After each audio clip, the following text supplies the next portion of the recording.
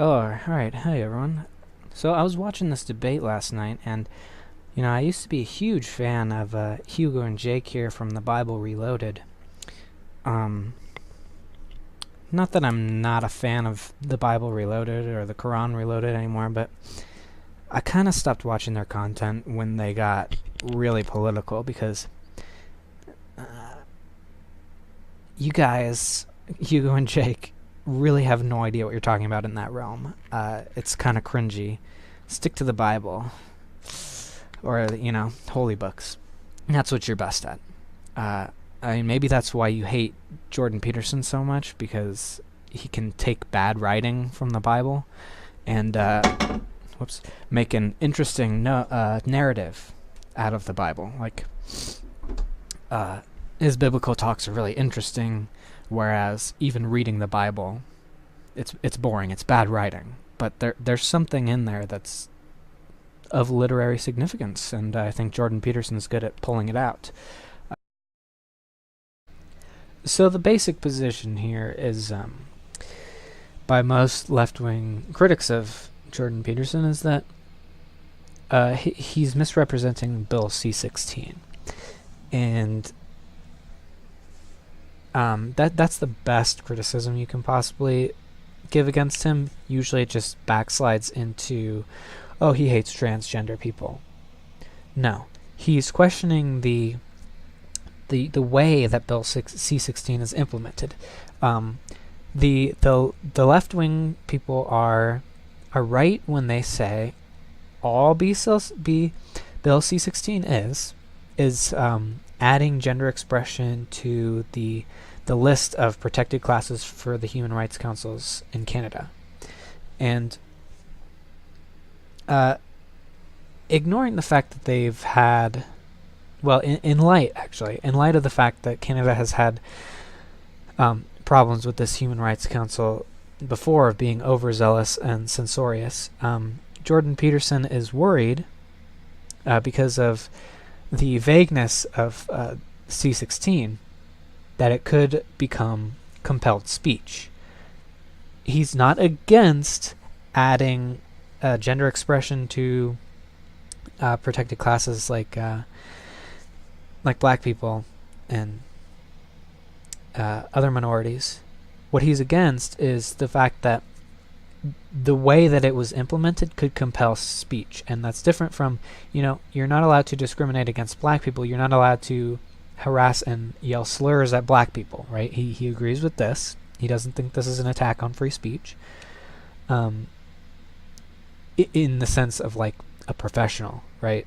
A teacher can't do that. Obviously, a private citizen should be able to do that.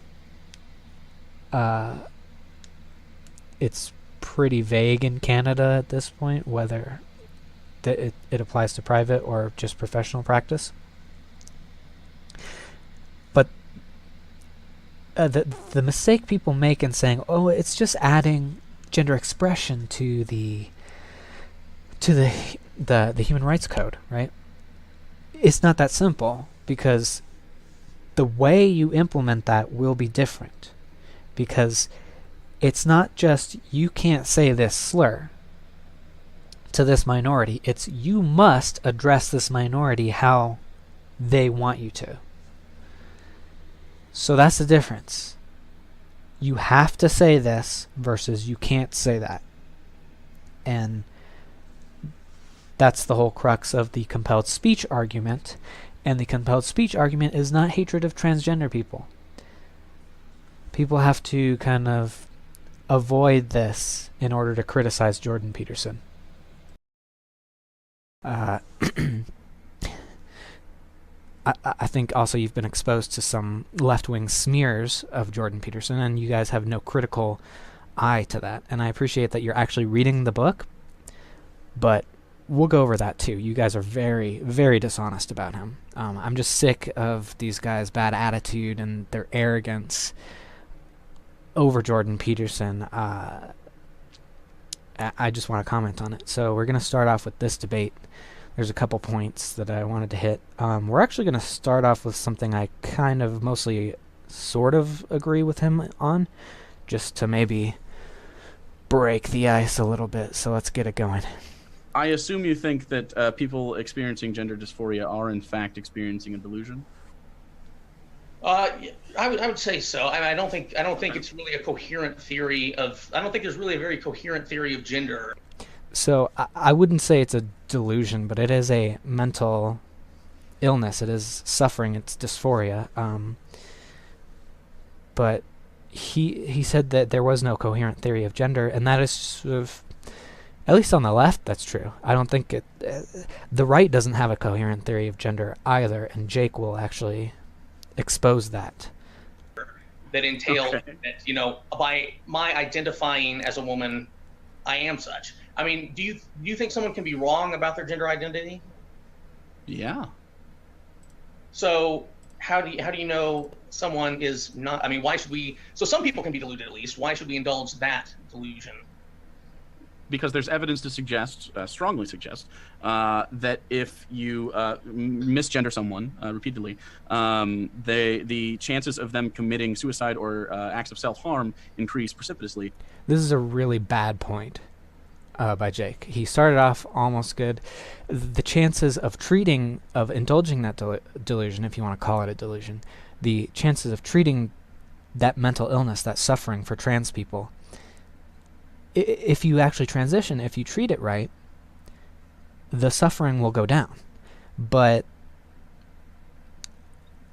misgendering them repeatedly, that's already the problem. That's the point of dysphoria. And you are not responsible for someone else killing themselves under almost any circumstance. There's that one famous case where the girl literally told the kid, "Kill yourself, let's plan to kill yourself. Why haven't you killed yourself yet?" Taking advantage of a person who wanted to kill themselves.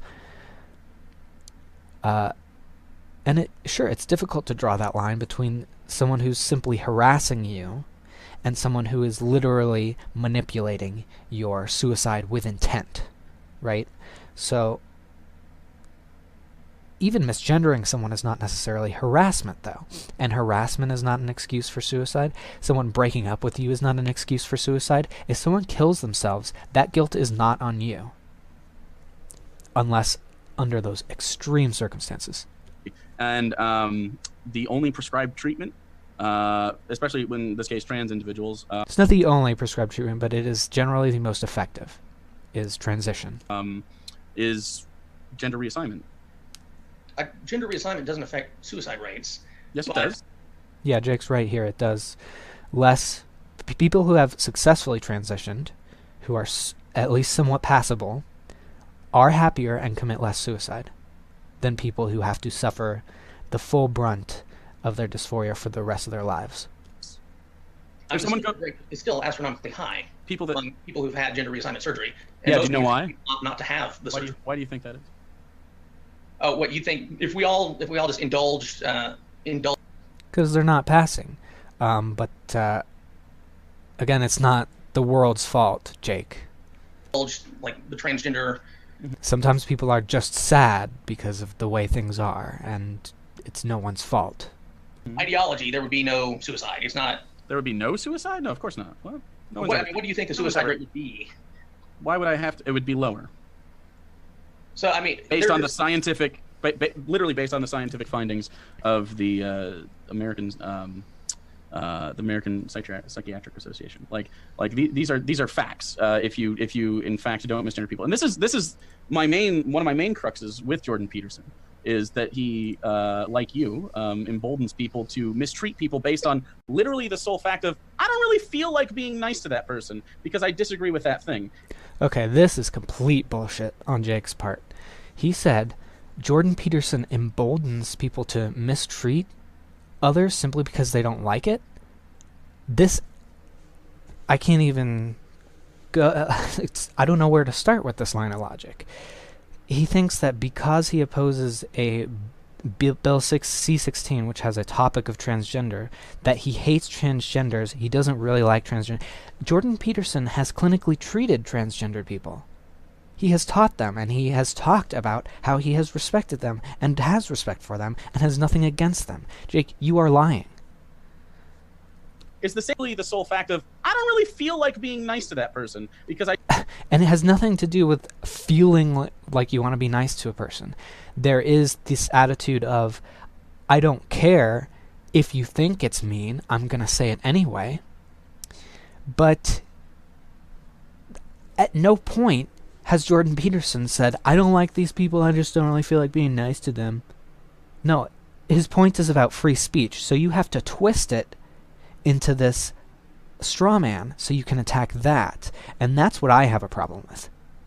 You might actually be right that his concerns are overblown about Bill C-16, but you won't have that conversation. You have to try and go for the easy way out.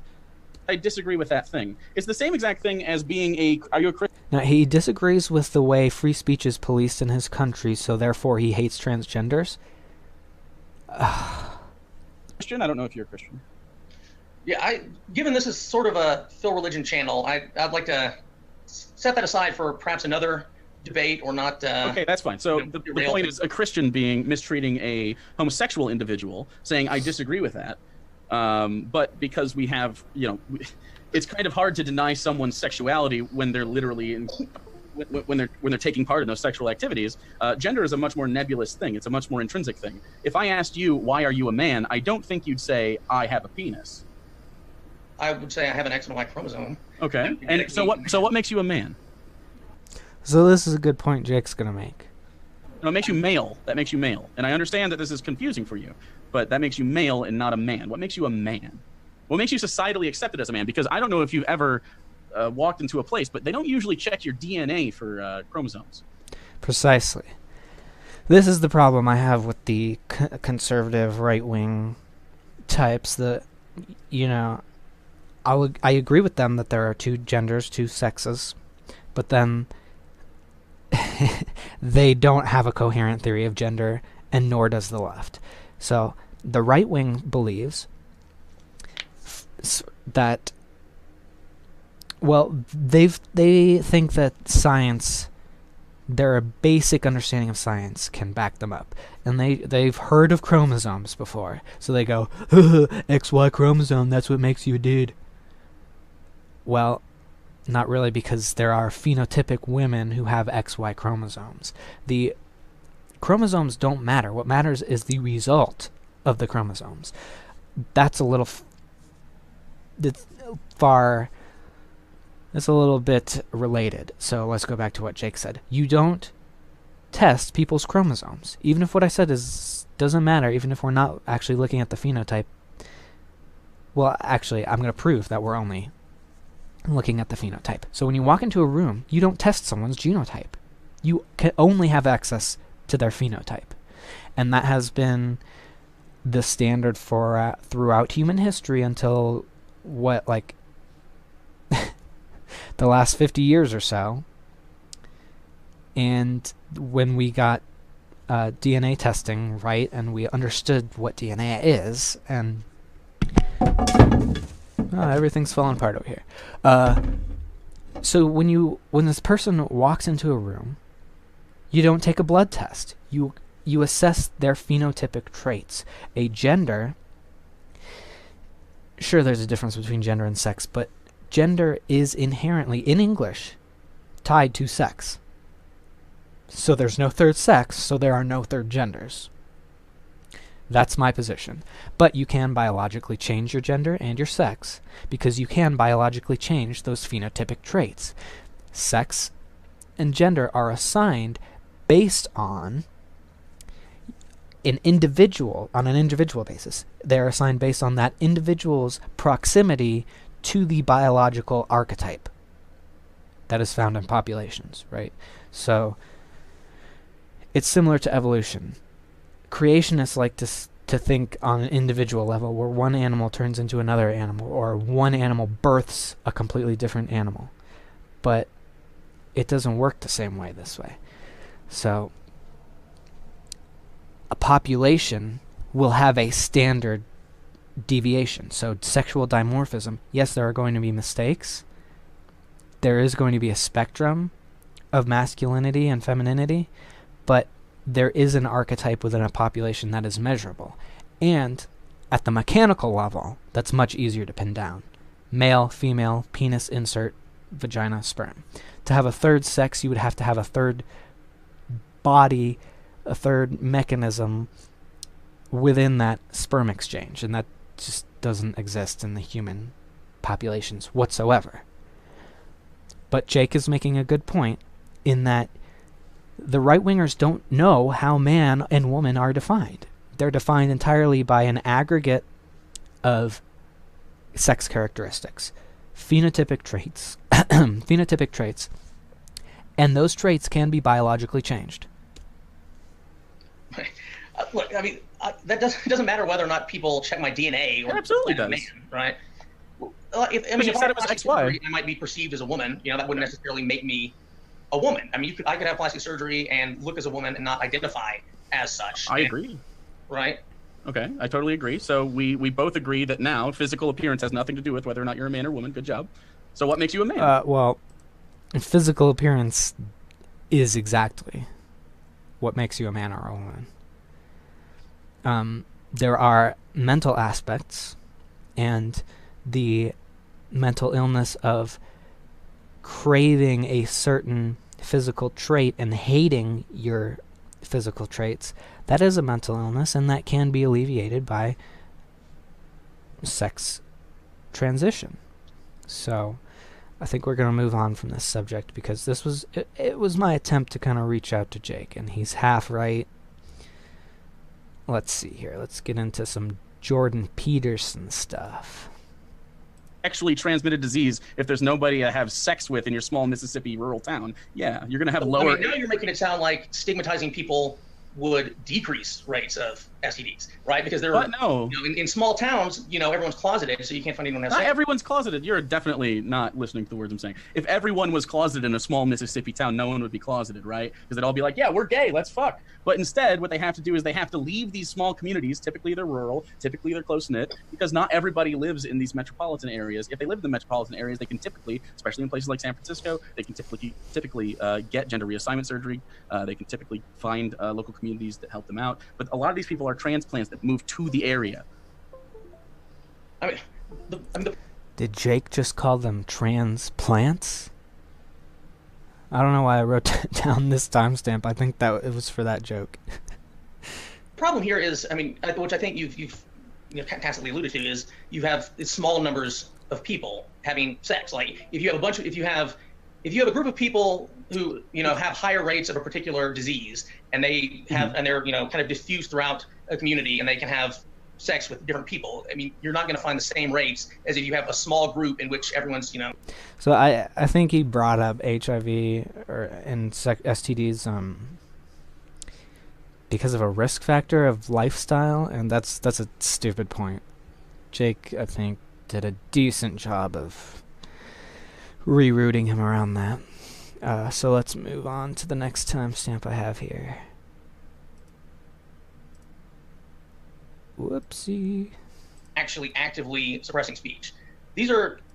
You don't get to not include him in your critique of this. If free speech is a big deal, I agree. The left is not the one with any power right now to be doing anything about free speech. It's that guy in office and all of his Republican brethren right now. It's terribly bad for the First Amendment. Are you serious? The right of free press?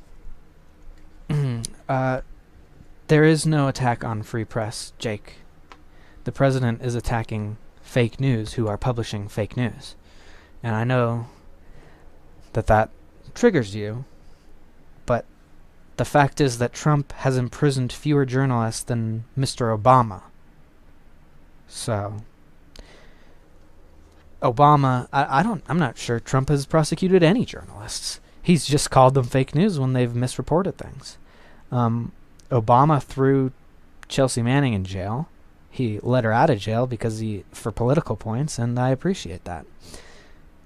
And I don't appreciate that Trump is going hard on her and Assange. Hopefully that will work out. But Obama was infamously awful towards freedom of press. He locked up journalists for producing true information. And coincidentally, that's all Julian Assange and WikiLeaks have done. Well, let's look at places where like there's actually institutional power, where in which like the state is actually actively suppressing speech. These are countries like on the left. These are governments run by leftists in which they're actually using state power to suppress speech and putting people in prison for hate speech. I mean, we want to talk about Jordan Peterson. He's not even an American. He's like an international academic. And when you find like 100 miles from me, I think he's North American. Yeah. Well, sure, but he's well known in the Anglosphere. I mean, he flies to Australia, New Zealand, the UK. I mean, he just debated, Zizek. Mm-hmm. And I think you would all agree. If you look at people who actually support legislation to restrict speech, and you look at people who actually use institutional power to restrict speech, it's on the left. No, I mean, there's no conservatives are calling for jailing people for hate speech. Well, not for hate speech, but certainly, for instance, communists couldn't do that. That's the right. Today, people are imprisoned for being communists. I don't think they were imprisoned for being communists either back in McCarthyism. They were just kicked out of Congress. I don't know what you're talking about. What is this, another case of the left pretending like 60 years ago is today? That was the right saying you can't be openly communist and putting people in jail for it. Yeah, the right did that in America. They put people in jail. I know that they found communist spies who were literally giving military secrets and bomb technology to the Russians. You want Trump in prison for getting true information from Russians, but you think that these people deserve to not go to prison for spying on the American people 60 years ago? What are you talking about? Remember? Like Mambo? Mambo? Have a history of this on the right. It's like I'm trying to think of what not recent history. Pretty much when you guys talk about free speech, you're just talking about like anything that's based on how it makes someone feel, not an actual institutional like free speech legislation, which is what? You like the drug. You mean the First Amendment? Drug war, for instance. What about the drug war? So the drug war, for instance, is a racist campaign meant to harm mostly Mexicans, but also the black population. It is not a racist campaign meant to harm minorities. It is a greed campaign meant to get money and to produce order and to scare people into submission. It's just a giant scam to get people into jails, to get people to pay fines, to get people into the system. And it's just ideological panic. It's a moral panic. People are afraid of drugs and gangs.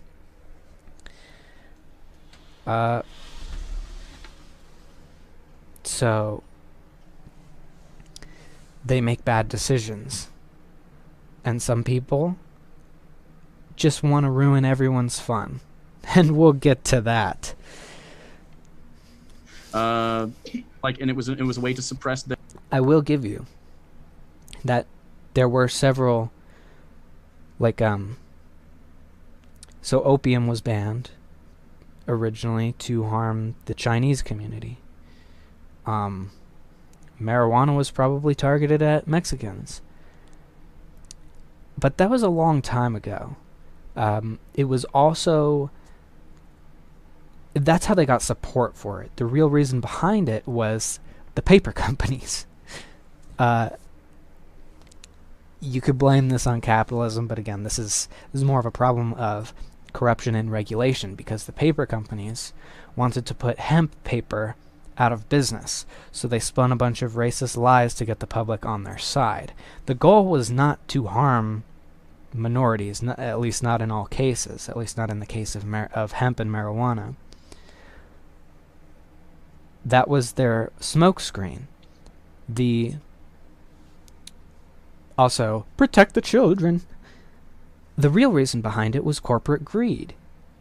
Trying to kick someone out of the free market because they were doing better than the previously established paper giants.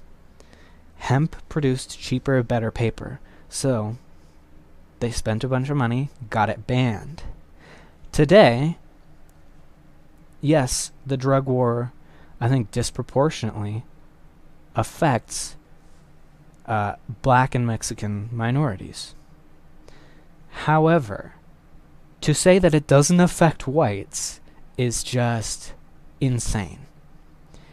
There are more whites busted for drugs than minorities, and I think they're busted at the same rate, although I think conviction rates are different. But again, it's not about so much racism in the courts, it's about these bad areas.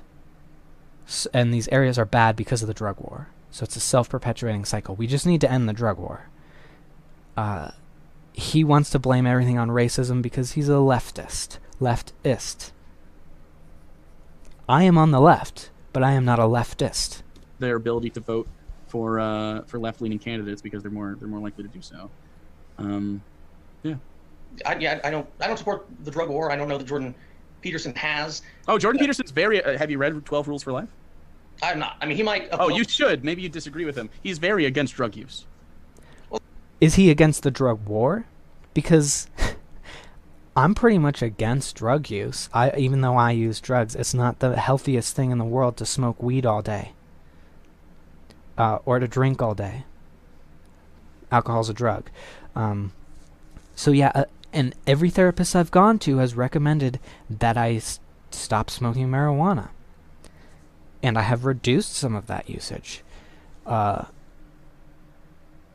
Because it shouldn't be a crutch. It shouldn't be something you do all the time. It can be something that you do occasionally for entertainment.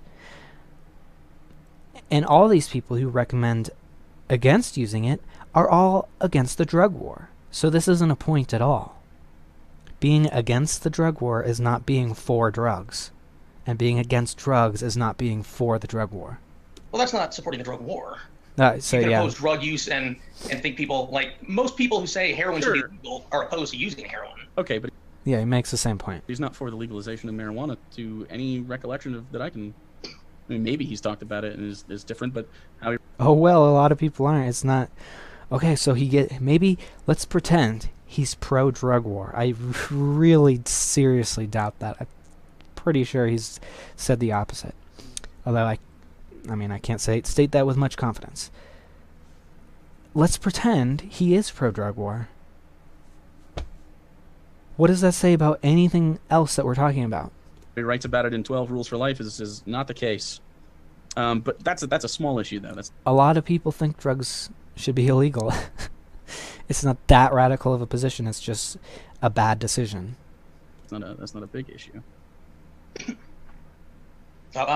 Excuse me, one second. My cat is sure flying.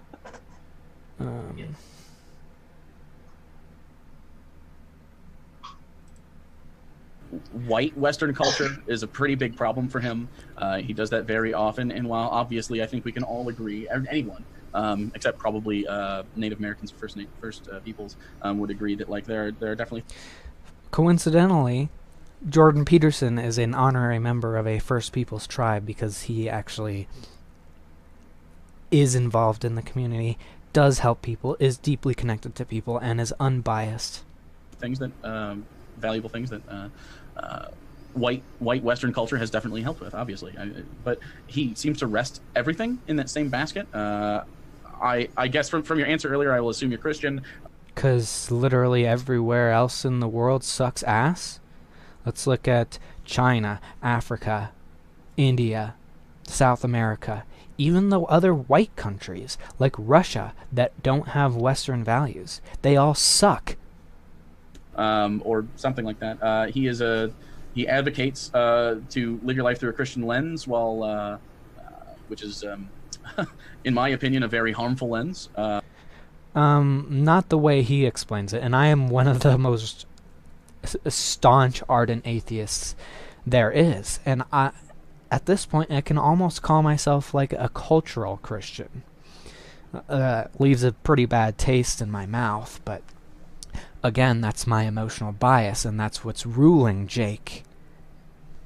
His emotional bias against Christianity. He thinks every version of a Christian lens is just automatically bad. And I get where he's coming from. The whole, believe in Jesus or go to hell kind of thing. That's what I associate with Christianity. However, with Jordan Peterson, it's more of like how I view Star Wars. Like if you view it from the lens of just a metaphorical, poetic, literary, meta kind of truth that's not really true, but it's true enough in a metaphorical, spiritual, symbolic sense, where like God represents the cold indifference of the universe, and it will judge you in the sense of your actions will have consequences, and they don't care how that makes you feel. They will judge you based on, how well or how badly you have done a thing. And I think that is what he means when he talks about a Christian lens. He might have a little bit more personal belief in the realness of it. But that's what the lens means. The lens of forgiveness and what I was talking about, the cold and different God, that's like an Old Testament lens. The New Testament lens is, eschewing that Old Testament like retribution. All these people who tried to be righteous, in that sense, all became corrupt, and then came Jesus and love and forgiveness. And I think that's, just look at it like it's frickin' Luke Skywalker or something. He advocates for a lot of armchair psychology from a lot of people that doesn't seem to work very Armchair psychology. He has a doctorate in psychology, right? well. He has pretty poor takes on child rearing. He seems to think that he likes to couch femininity as the agent of chaos, and he often scapegoats otherwise capable men by allowing them to blame problems on women. And like I don't even call myself a feminist, and he offends me in a lot of these ways. And it's just from reading his book and watching his speeches and watching his debate. His debate with Matt Dillahunty is really great to see that he's not very good at thinking about things. Like he has a really hard time thinking about concepts without anthropomorphizing them, making them feel like people. I mean, his take on what truth is that which helps you survive, is torn apart.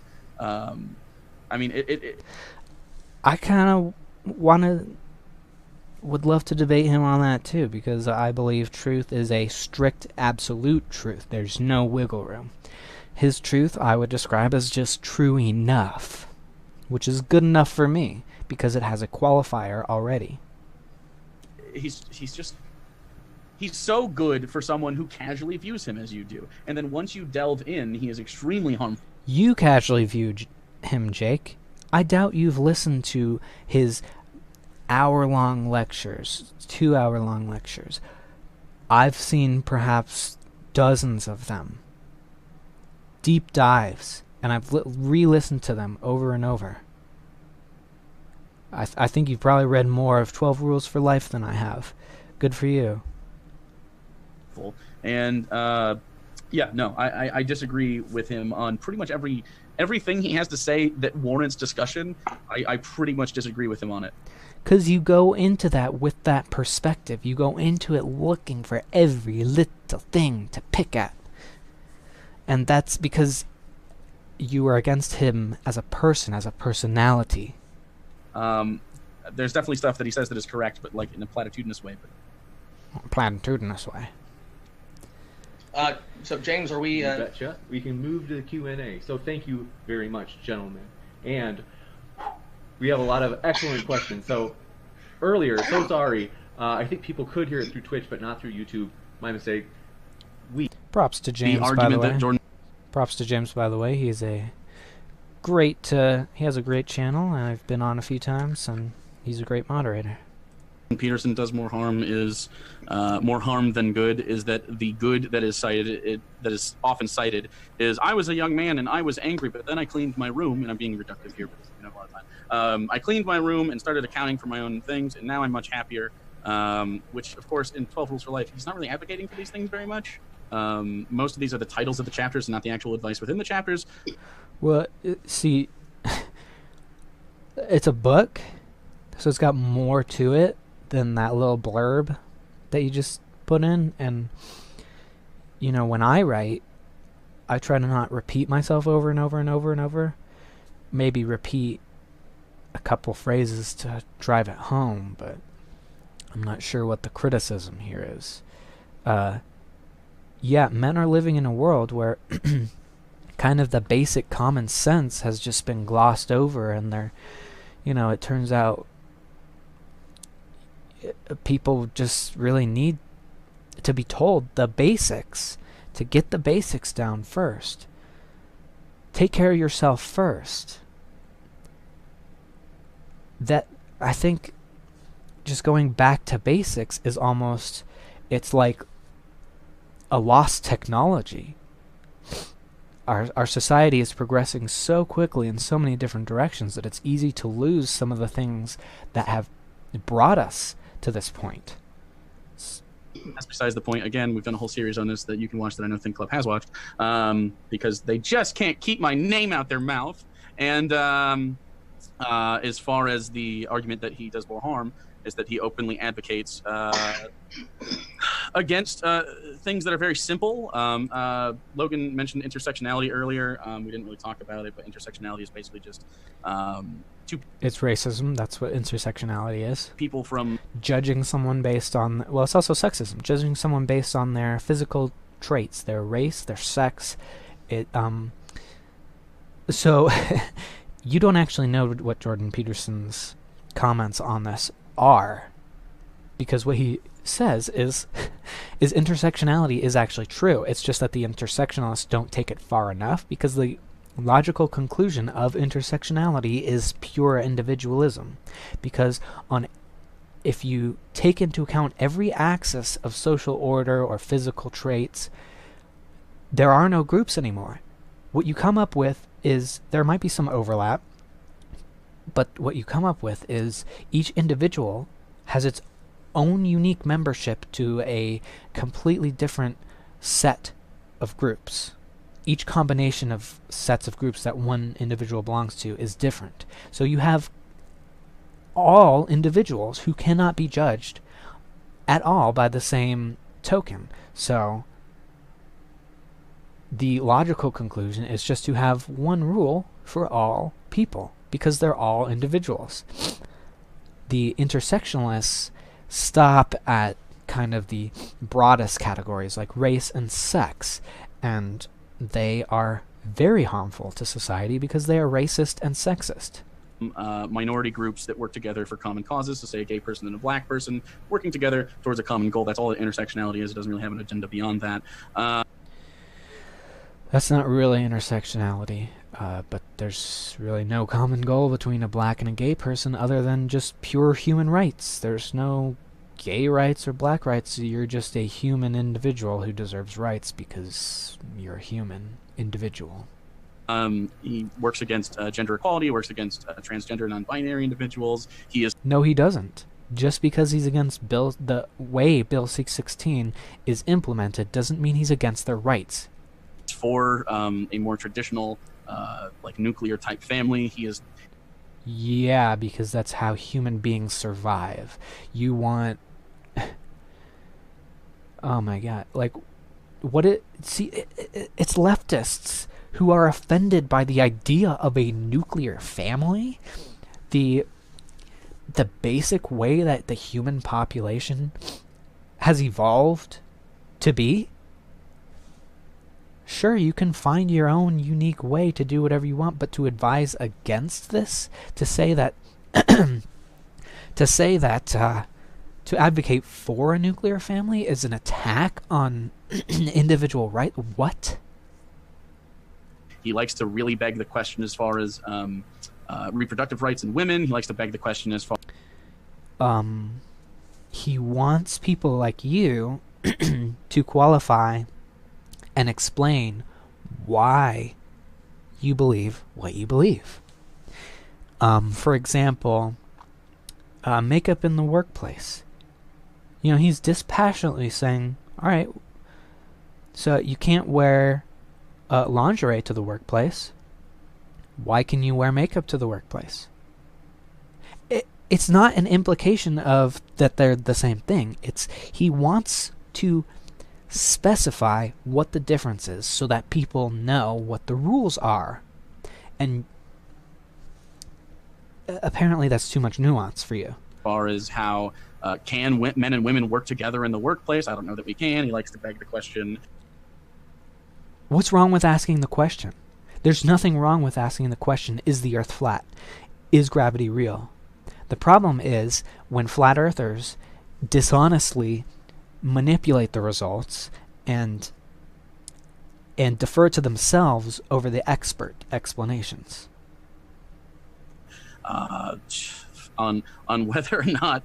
So there's nothing wrong with asking whether men and women can work together, because the answer is yes. It's just, like I was saying before, with going back to the basics, it is useful to know, even if you have this common sense, even if you know the right answer, it's useful to know why it's the right answer. We should do anything other than even if it's simple. Why does gravity fall down? Why can men and women work together? It's very useful to know the answer to this question, because there are going to be people who deny it. And if you're the one going, we can't talk about these questions, it's already decided, then the person who's going to question it is going to come along and trick a bunch of people, because they don't have that inoculation. They don't know why men and women can work together, so they're susceptible to someone coming along and saying that they can't. And Jordan Peterson is actually trying to strengthen your position by making you ask questions like this, and you're denying him and making yourself weaker. So your position is actually making the world worse. Unfettered free market capitalism. I mean, you know, we've already gone over exactly why unfettered free market capitalism would be better in the case of drugs, because drugs were banned because of market regulation and corruption. He's just harmful in general. Of course, if you're conservative, you think most of these things are pretty dope. So, and he's not a conservative. He's said that many times. Gotcha. Well, thanks so much. Next up, we have Joel Fry asks. Wait. Okay, just want to make sure I didn't skip one. He said Jordan Peterson advocates using hallucinogenic mushrooms. Why would he be opposed to legalizing marijuana? Very good point. I don't know that he's opposed to legalization. He's definitely opposed to the use of it, at least in regards to all of the times he has anecdotes about it. At least habitual use, because I know what it does for me is puts my mind in a fog, makes me eat more, I get less good sleep. I love using marijuana, and I will continue to use it, but it's good to know that it's not just, oh, I can just smoke weed all day and it doesn't affect me. He's like, this person was smoking weed, specifically his friend Chris, featured in the book 12 Rules for Life. His friend, a couple of the other friends that are mentioned in the book. Anytime someone is doing drugs, he's got a neighbor at one point he tells a story about who is in a very poor light. He has a woman that he talks with at his while he's doing his job and being a psychiatrist and trying to talk this woman through things, or a psychologist. And she says, I think I've been raped. And then he goes through many scenarios in which it's her fault she was raped, which again is another harmful take, where you can say definitely there's a certain percentage of like probability that it's increased if you go to So I'm not sure what he's talking about, but I'm going to make a guess. Oh, I'm going to look into this later. But this is my prediction.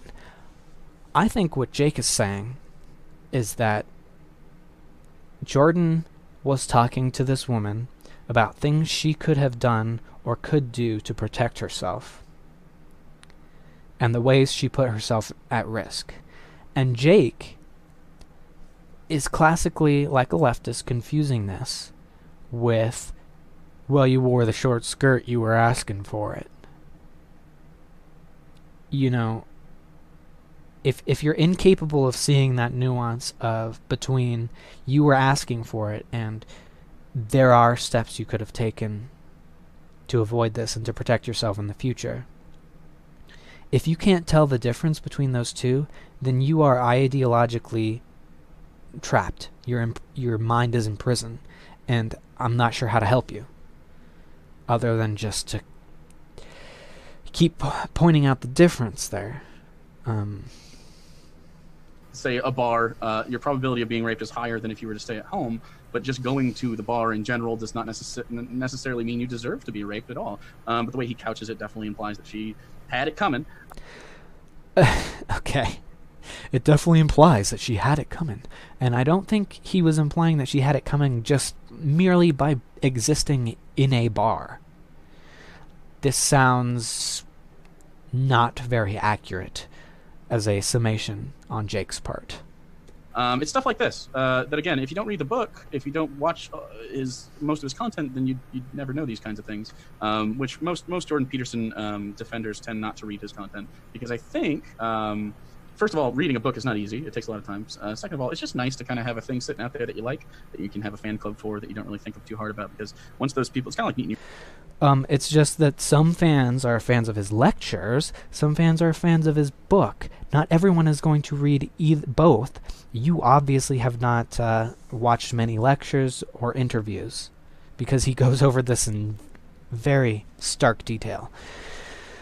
I will be seeking out what chapter you're talking about here and responding to it, but this is my prediction. I think you're inaccurately relating the contents here. Your hero, it's kind of like you find out they're a douchebag, and then, well, you can't like that thing anymore. So it's pretty hard to ask these people to actually read the books. You bet. And next we have, by the way, and that's why you have to misrepresent that, and I'm going to prove that right now. The skate stoppers are unattractive. The surround of the nearby sculpture would have been badly damaged by diligent board sliders before it would look as mean as it does now, studded with metallic like a pit bull's collar. But see, even here he's saying, like, over time, they would have damaged the things they were grinding on. And he mentions that it's damaged at the same time. Yeah. The large plant boxes have... would have to have been badly damaged by diligent before it would look as mean as it did. He's not implying that, actually. He's saying that in order to look as bad as it does with the skate stoppers, the skateboarders would have had to very badly damage the sculptures. He did not say that they would badly damage the sculptures. He's saying that if they had badly damaged the sculptures, that it would look just as bad as it does now. So what they're preventing, they're actually enacting. See, you just completely missed this point because you're so focused on hate. Metal guards placed at irregular intervals across their tops, and this, in addition to the wear caused by the skateboarders, produces a dismal impression of poor design, resentment, and badly executed afterthoughts. It gives the area, which was supposed to be beautiful by the sculpture and vegetation, a generic industrial prison, mental institution, work camp look of the kind that appears when a builder and public officials do not like or trust the people they serve. The sheer harsh ugliness of the solution makes a lie of the reasons for its implementation. That's all true. So if you don't trust the people you serve, you're gonna put up fences and deterrents and shit, and it's gonna look like shit, and it's gonna look like an industrial fucking gray wasteland, and it's gonna depress people. And we have this problem. Older societies used to make beautiful, artistic,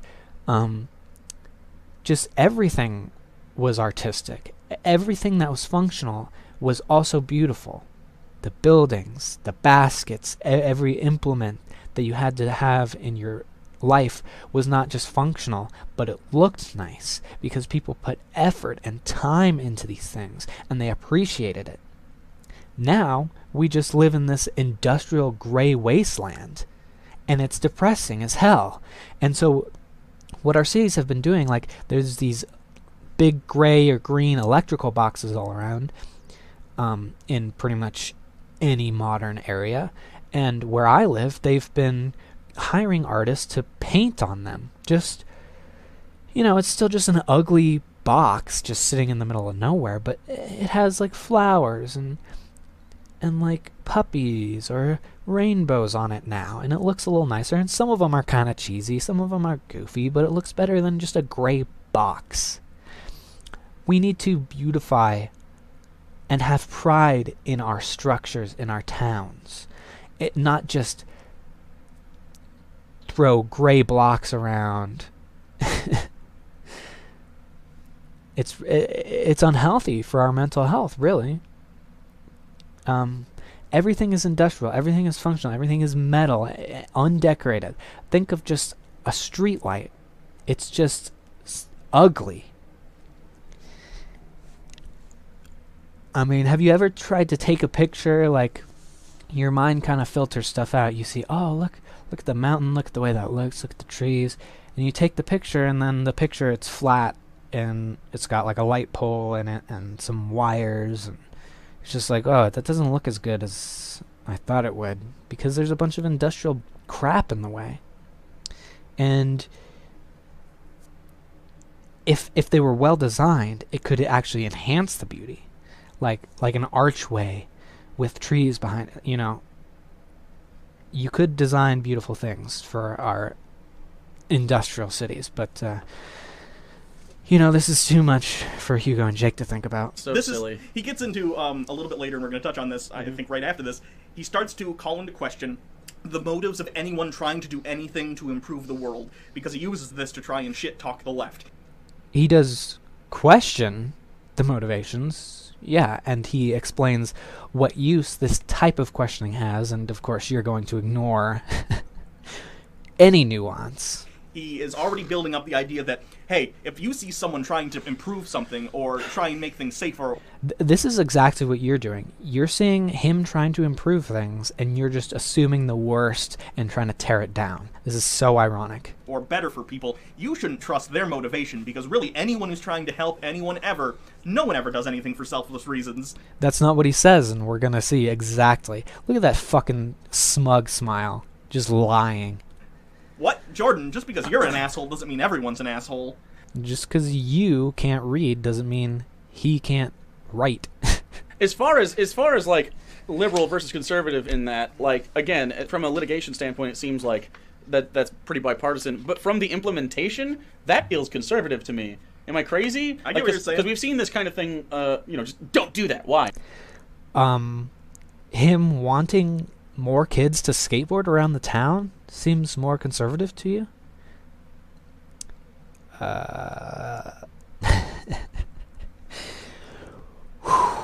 Because I said not to, and then they slap bars on it. Whereas, like, usually you see in liberal situations, like signage, first, maybe a rope chain that goes around it that's attached, so that it's difficult to grind, but it doesn't ruin the beauty of the thing or whatever. And then, I don't know, like, there are skate parks around. I'm sure those were not funded by super conservative people, right? No. Or at least not voted on to be funded for. So, yeah, I don't know. Like, I don't know why he uses this example specifically to branch into fuck liberals and all the things they try to improve because it's futile.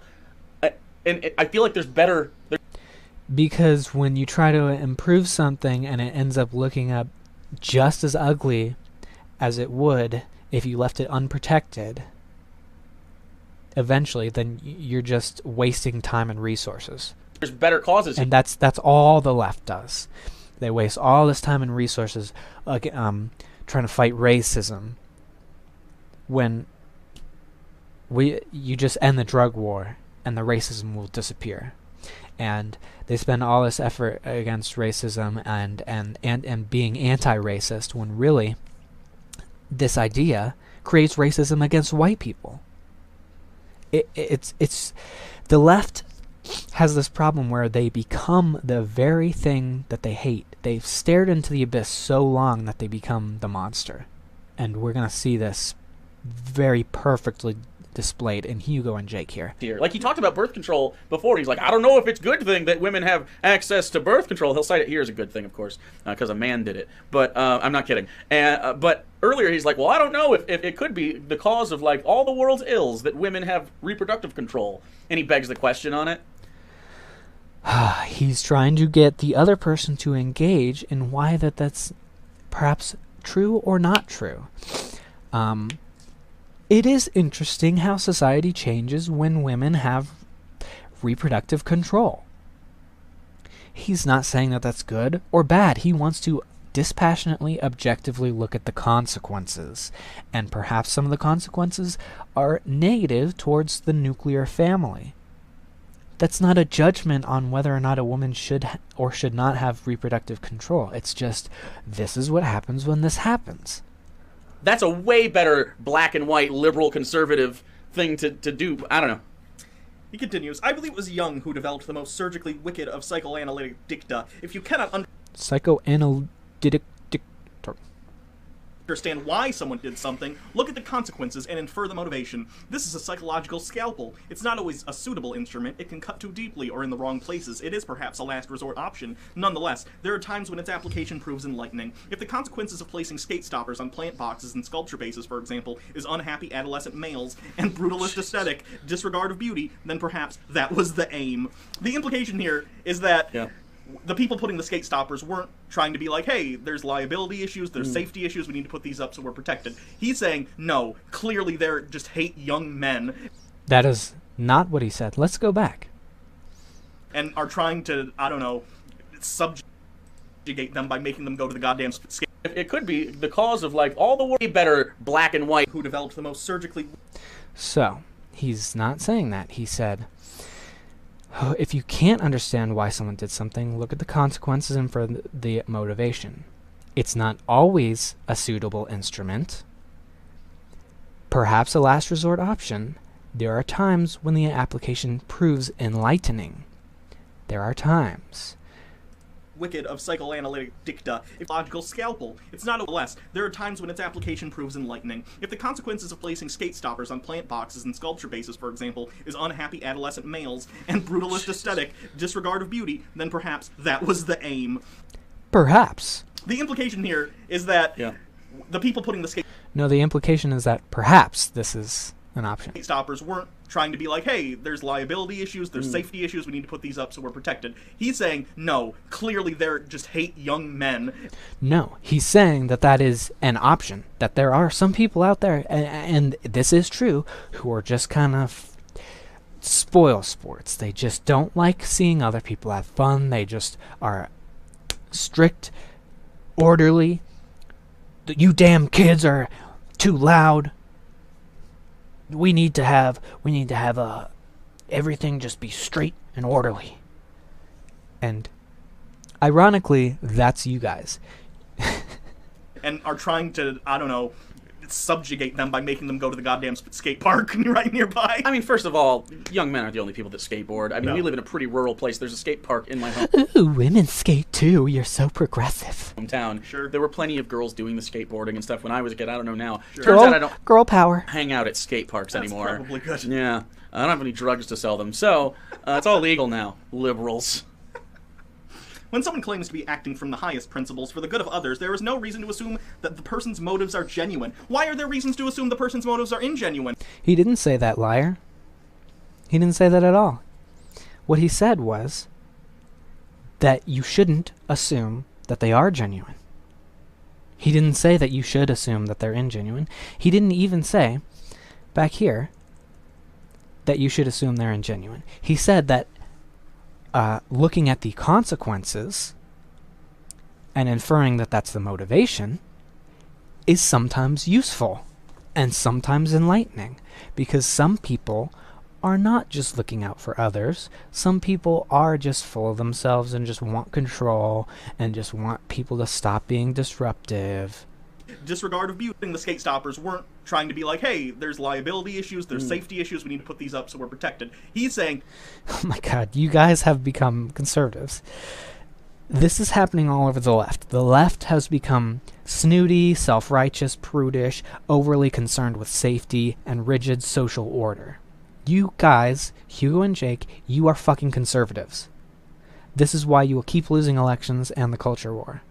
Yes, for some people it is about liability and safety. For some people they actually are pissed off by and hate kids. They hate punks. They hate nonconformity. And you guys are exemplifying both of these archetypical stiffs.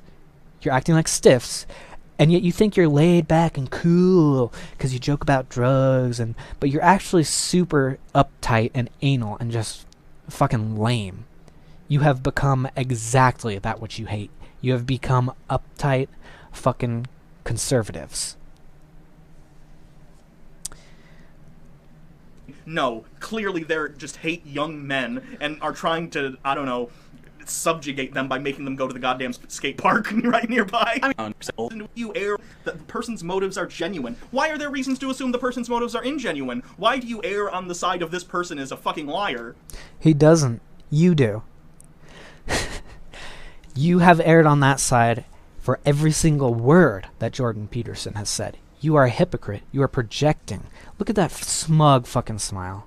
Why do you assume that, Jordan? Is it because you are a fucking liar and you assume everyone else must be lying about their motives as well? Look at that fucking smile. You fucking liar. Oh my god, there's just no humility here. This is why he has a doctorate, and you do not. They must have some hell of a chip on their shoulder. I'm not sure what, but they are just assuming everything he says is a lie and twisting every single thing he says to fit that paradigm. I would just love, can you imagine them talking to Jordan Peterson live, like one-on-one or two-on-one? Can you imagine how outclassed these clowns would be? How quickly they'd be flabbergasted and tripping over their own words with Jordan? They are just on two different levels of, intellectual honesty and nuance, and I just think that they don't have the humility. It would be interesting to see their humble light just turn on immediately when they actually get to interact with this guy. But they're so fucking arrogant that they think that they've pulled one over on this guy who's obviously much smarter than they are. You guys are really, I'm a fan. You guys are really good at ripping apart the Bible. Stick with that. Maybe you hate Jordan because he's good at explaining about drawing good narratives out of the Bible. But why should this threaten an atheist? It shouldn't. That's about it for today. I think I'll probably cover them more that I've kind of, broken the ice here with this particular topic. But we covered a lot today. Hopefully that entertains some of you people existing out there on the internet. Have a good one.